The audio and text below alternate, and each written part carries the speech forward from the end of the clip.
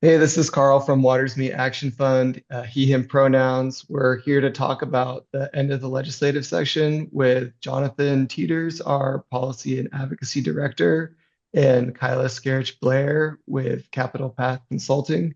If y'all could just introduce yourself real quickly, and then we'll get rolling with this conversation. Cool. I'll jump in real just quick here. Jonathan, he, him pronouns, policy director. Like Carl already said, happy to be here and excited to talk about a pretty productive legislative cycle. Awesome. Kyla Shkerich Blair, Principal Capital Path Consulting, she, her pronouns, and excited to chat with you about session and continue the work. Awesome. So this is the third legislative session that Waters Meet Action Fund has really been involved within Olympia.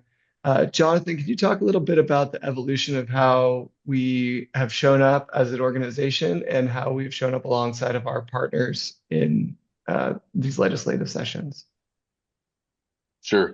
I would say, the very first year that we started working deeply with the C4 in the legislature, it was another budget year. I believe it was 2024, 2023. It's another budget year. And at that time, we had a really typical sort of lobbyist client relationship. We identified a few priorities for the organization and sort of said, here's a few things we want you to go lobby on, and also, sort of took some guidance and, um, you know, sort of did the thing, right? I think one thing that really revealed though through that first year was how hard it was to convert what we were hearing in the community from our partners in terms of what they needed or what we're looking to kind of have in terms of interactions and access to Olympia, and how that fit with sort of the traditional lobbying role. And that's when we kind of sort of understood that we could kind of make adjustments in how we engage resources in this community and how we present them to community partners. And that's where this partnership with Capital Path, I think, has been really fruitful. Now, we really call it like a sort of a community-based lobbying model, and that we are the client, but the model that we're asking that we have engagement with our lobbyist team is such that we create a lot of surface area for them to engage also directly with our community partners and you know provide access and support to them as well. And it's been very productive over the course of the first 2 years. Initially, some of the folks who you're going to hear more about, I think, probably on this call, um, started by just having short interactions and calls with Capital Path, kind of figure out like, hey, we're thinking about launching a capital campaign, or we want to work on this piece of policy. What do you think? And um, that evolved into more direct engagement with Capital Path, and has increased their capacity to the point where this year they're receiving, millions of dollars through the capital budget and or successfully advocating for all kinds of different policy and um, policy change. So that's been kind of the arc that we're on. I think we're really encouraged um, by how we can expand this even more and create more of an asset that's really sort of grounded in community, not just in institutions like ourselves. Awesome. Yeah. Kyla, I'd love to hear from your perspective how what that evolution looks like and what it means to be walking alongside partners in your lobbying role. Yeah, it's been really fantastic. We've been able to meet with the community, hear where their priorities are, and really lean in with our legislators and figure out solutions with them.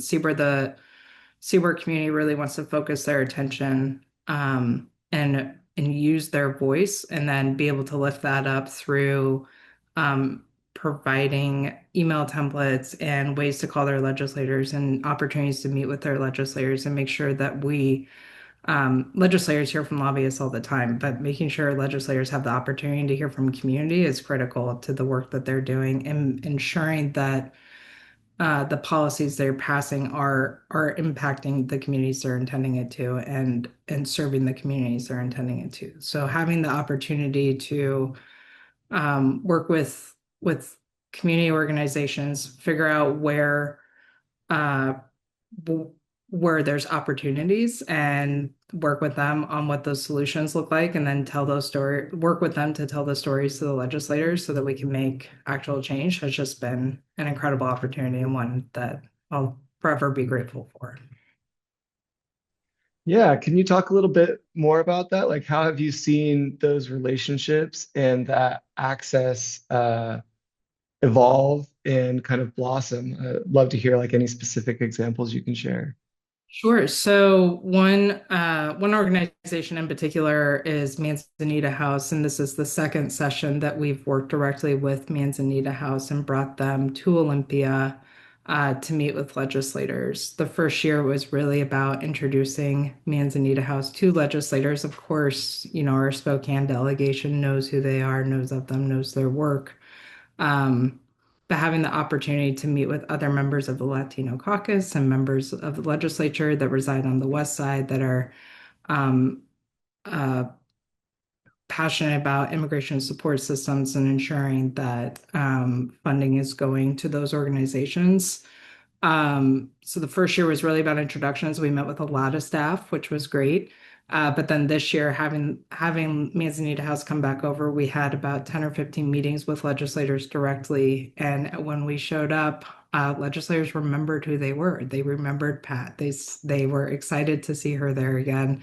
Already knew about the work, so it was really talking about how can the legislature support those services that they're providing, even in a tough budget year, and what do they need, and what are they seeing, and what are the stories they're hearing. And for me, this is impactful because I think when folks think about immigration services, they tend to go immediately to King County and not really consider the rest of the state.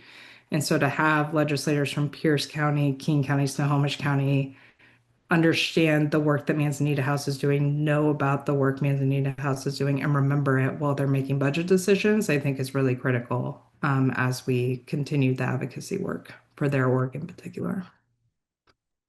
Yeah, it's great to see that capacity being built. Um, Getting folks over to Olympia was a real focus of this year's advocacy work. Can you talk a little bit more about that, Jonathan? Yeah, I think one of the things that was most excited to see is this continuation of energy around the Get on the Bus project. Now, this is something that came out directly out of last year's Repower Summit here in Spokane. It's one of the projects that we funded from participants there. We built a team and carried it through into this legislative session, and it was all about expanding a project that had already been demonstrated success, and that is renting a private charter bus and loading it full of people in Spokane, especially, and taking them over to Olympia to lobby for housing and homelessness action days with Washington Long-Term Housing Alliance and others. Um, this year, Dua Rahima Hunter, who's the statewide organizer for the Resident Action Project, led that effort. And she said, this year we want two buses. Because we got even more people like this. The success that they found the first year was just growing. And so the Get on the Bus project was super exciting because they ended up adding stops in Moses Lake and Ellensburg and having organized groups in those communities uh, jump on the bus and go along. And it's really just, it reminds me of old school grassroots organizing. It reminds me of some of the civil rights organizing stories I'd heard from my grandfather and things. Just like in the end, a lot of this is really about physically moving people and moving ideas, right? From where they're not to where they need to be, and vice versa. So I think that was exciting. Additionally, though, we made a lot of grants to organizations to send staff and others over individually. And in total, we made $1,500 grants to organizations for them to use how they needed to get staff over, to fly, to get hotels, whatever, to work with their legislators or advocate directly for bills and capital campaigns and whatnot. And collectively, in total, there were 18 of those grants that were made to partner organizations, many of them organizations that are part of our Building Connections initiative. And there's a strong focus on making sure that we supported those folks, those organizations, in developing their narratives around policy and advocacy, and understanding, how as part of this group, this collective, we can amplify those and sort of make more happen. I think that was really successful. One of the things that we did really well with that.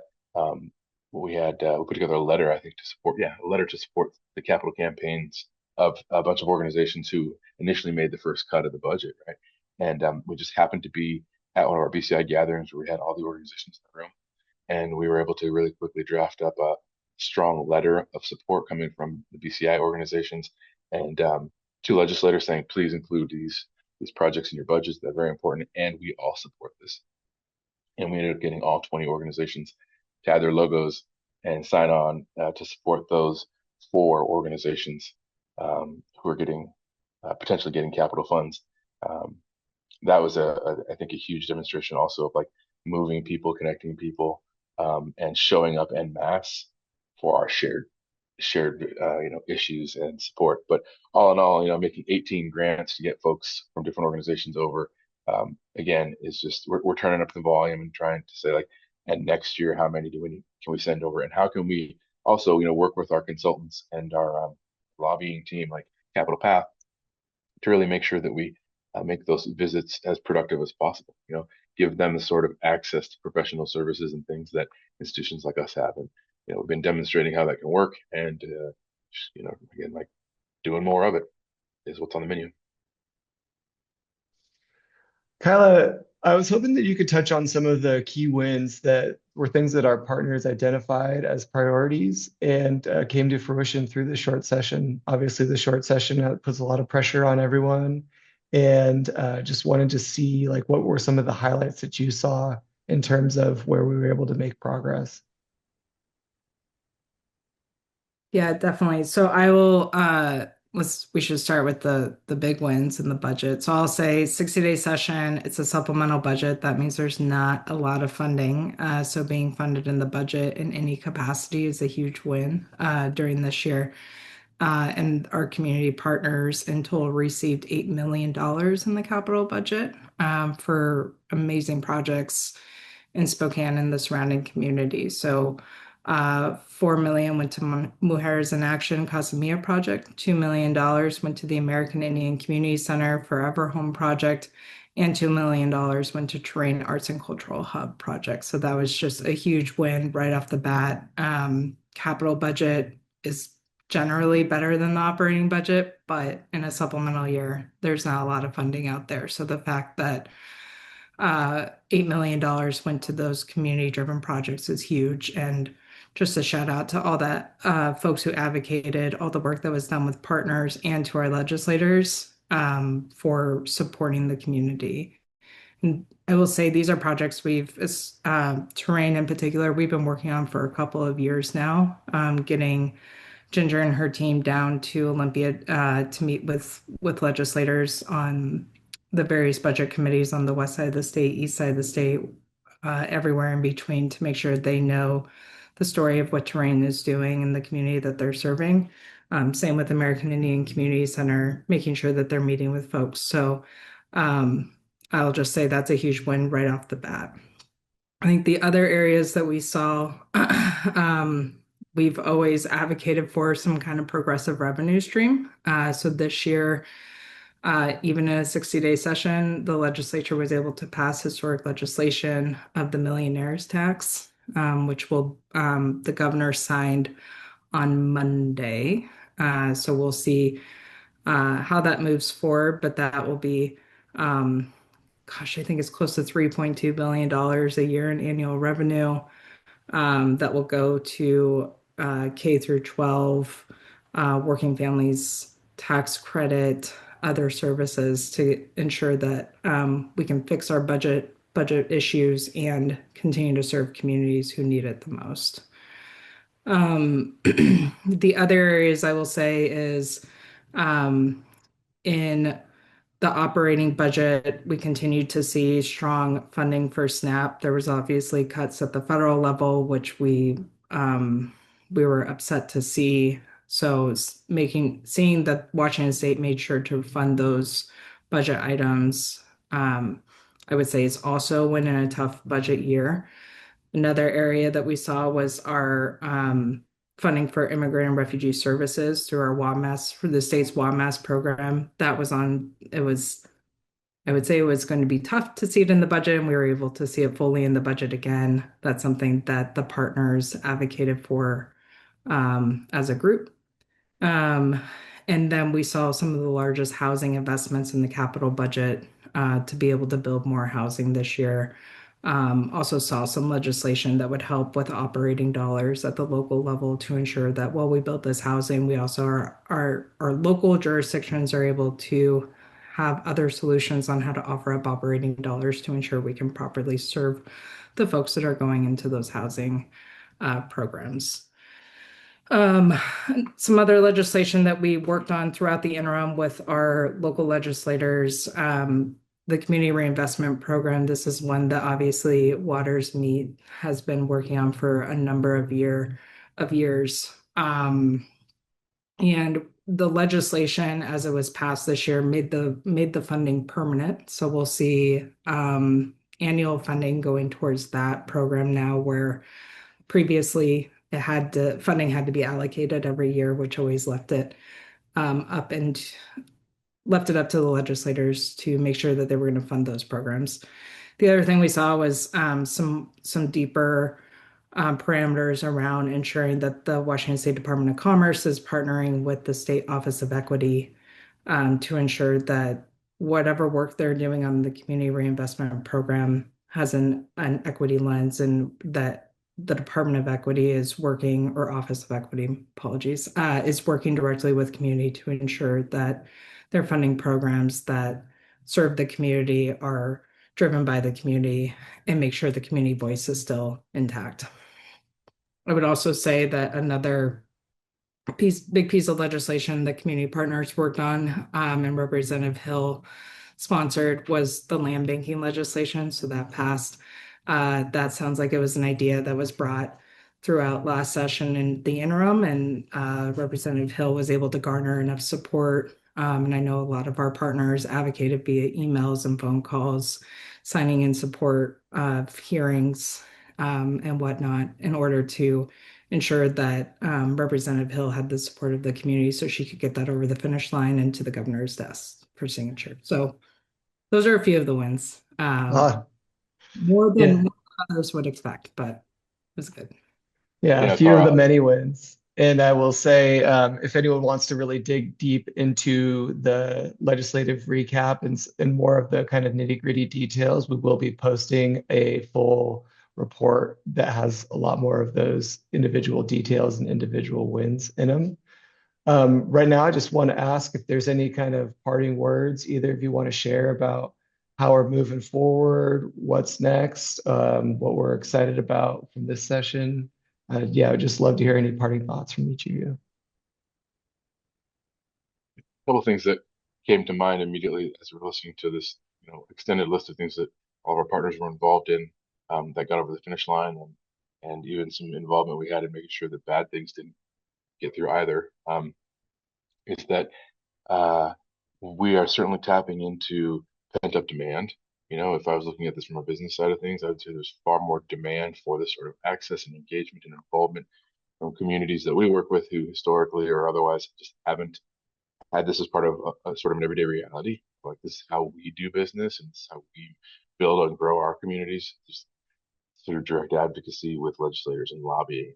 These are, you know, these concepts, I think, are things that always existed, but we're trying to really make them tools that are part of everyday use for our partners. And so, you know, uh, I love the Jaws quote, we're going to need a bigger boat, right? We're going to need more buses, and we're going to need more coordination and more resources to help partners get over together, and more support from communications channels and things to create content to really take all of this engagement to the next level for partners. But it's clearly having an impact.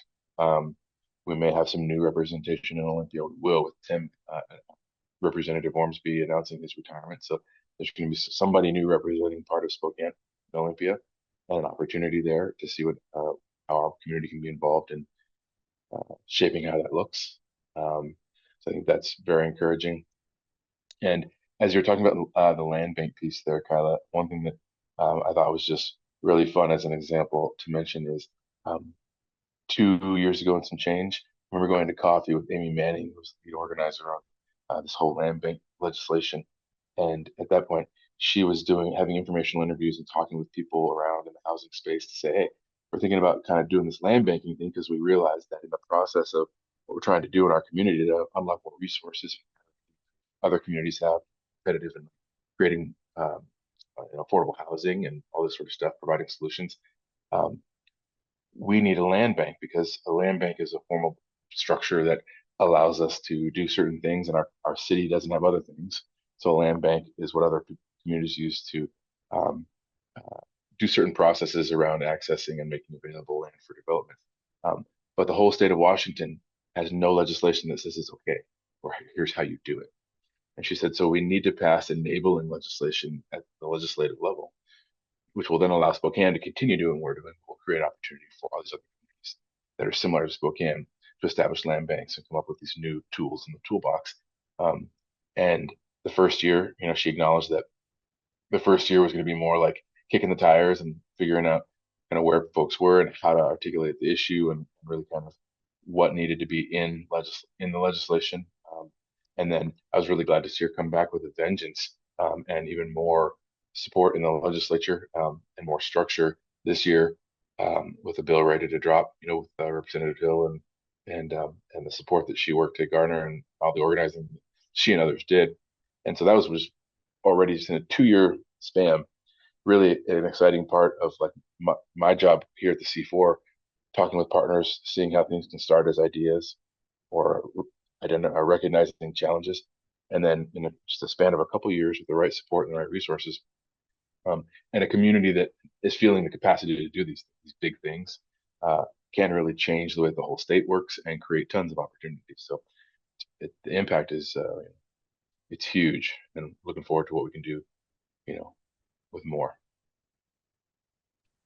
Yeah, definitely. And I'll just add the kind of consistent messaging around community showing up is always impactful, even if it doesn't happen the first year, is making sure to continue to tell the story. I mean, some of our capital campaigns, it's the same thing. They've been telling the story for a couple of years and now they're getting funding, and and folks know who they are and recognize them when they come back to Olympia, and that's exciting to see. I think another really good example of that is this year in the transportation budget, WashDOT was able to give back some land to community for housing that they purchased years and years ago when they were building the I-90 corridor through Spokane.